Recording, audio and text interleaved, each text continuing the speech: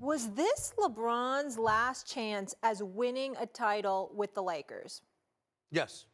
With the Lakers, yes, I believe so. I believe so. I believe he wants to win. He'll have to go elsewhere, in my humble opinion, because I think they're limited in what assets they can acquire in order to get the help that he needs. When I take into account, Wendy, Shea, the balance of power in the Western Conference and how it has elevated. It's not a knock against LeBron in terms of his ability to do what we know he can do, but in terms of the pieces that need to be around him in order for him to have success in the Western Conference, when we see what Denver is, what we see what the Dallas is, the Oklahoma Cities, the Minnesotas, and others on the come up are capable of doing. And that's just where I fall on this. But, listen, LeBron James, you can't say enough about him and how he performed. He missed 2 box outs. One against Jokic that got the rebound and kicked it to Jamal Murray with that pivotal 3. And obviously there was another one when Aaron Gordon got the offensive rebound and extended the plays. But the bottom line is going to the line,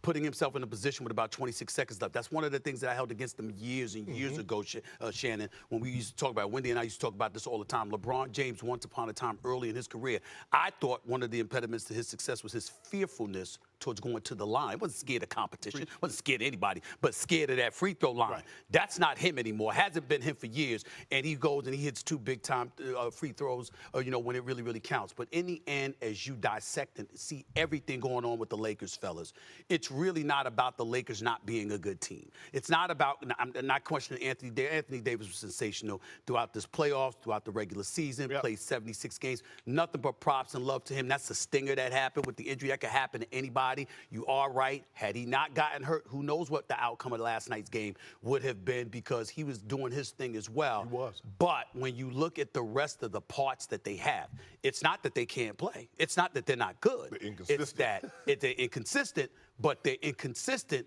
against models of consistency within the Western Conference who are younger. And that's my concern. Okay. So, first off, we can't play this whole injury game. Oh, if Anthony Davis didn't get injured, then what? Because then under that logic, we know Jamal Murray was banged up, his calf, and same thing with KCP. He was not the same throughout the game. So if we're going to say, well, hey, what if Anthony Davis didn't get banged up? Well, then the same question is, well, what if Jamal Murray wasn't banged up? And what if KCP didn't get injured as well? So we're going to throw that to the side. But in terms of the real question of, was this the last chance at a title for LeBron?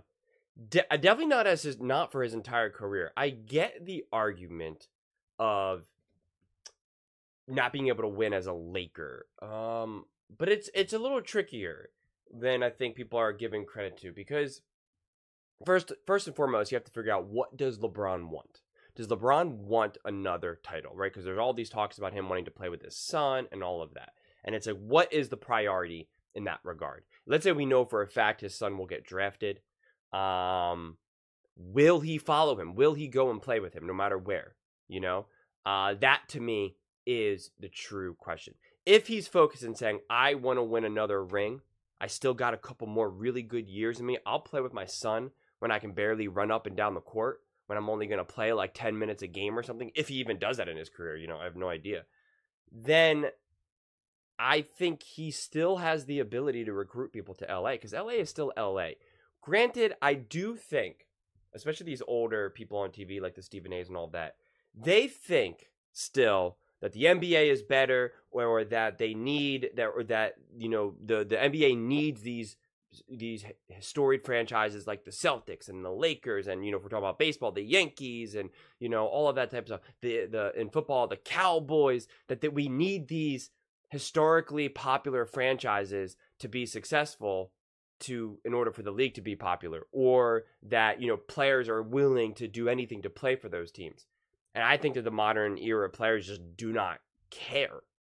Kids growing up these days, and when I say kids, I mean like people who are maybe like 22, 23, 24, they're not necessarily growing up saying, oh, the Yankees, the Lakers, the Celtics. They're like the Golden State Warriors, the San Antonio Spurs, heck, even the Miami Heat with LeBron.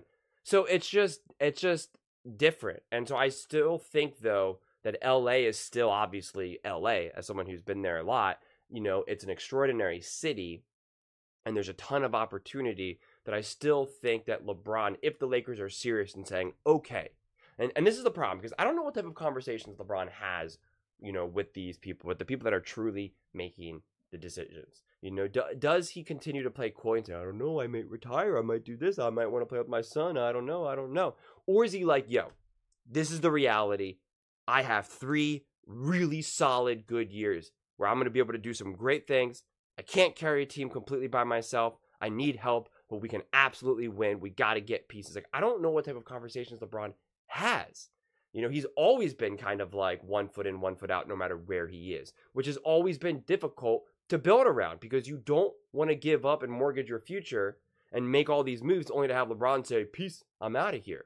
That has always been a problem. So I'm just curious because I just don't think, though, that it's necessarily 100. Because, like, who knows? Maybe he's able to get Damian Lillard in LA and KD. I mean, like, I'm making things up, but we just have no idea. Before AD got there and you said, oh, AD's going to come to LA and play with LeBron, you would have been like, what are you talking about? Why would the Pelicans ever give up AD? That's a disaster. And why would they want to give it to LA to help LeBron James and the Lakers? You just would have never guessed. Before, actually, LeBron even went to the Lakers, you would have never guessed that he was going to go to the Lakers. And now he's going to be with the Lakers longer than any other team that he's been with. So I just think to just make such a bold claim that LeBron James will not win with the Lakers. No, it's technically probably harder for him to win with the Lakers. That I agree with. Because he can't just go to a team that's maybe missing a piece. Because what if he said, you know what, man, the Sixers have been pretty weak organization for decades. They've done nothing. The majority of that fan base has never even seen them win a championship. So I'm going to go help them out. I'm going to go over there, man. Joel Embiid's going to be my new AD. I'm going to go to the Sixers. I'm going to go to Philly.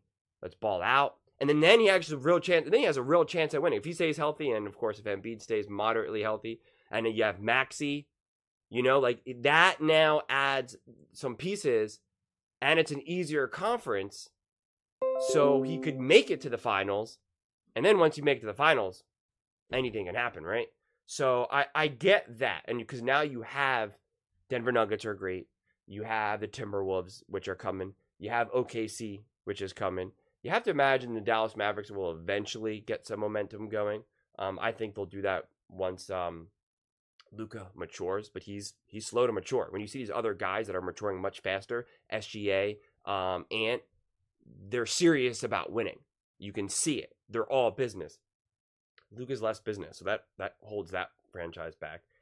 I don't know what's going to happen with Golden State. It's hard to imagine that Golden State is going to be a true threat within the next couple of years, unless they really make aggressive moves and they're like, hey, we know Steph only has a couple more years left too. We're going all in. Again, you just don't know what's going to happen with a lot of these franchises. Does Zion finally get to stay healthy? And now the Pelicans are going to be like a legitimate true threat. Who really knows? But we can be confident OKC will be legit. Again, as long as everyone stays healthy, OKC, the Timberwolves, and Denver, those are going to be brutal outs from this point forward.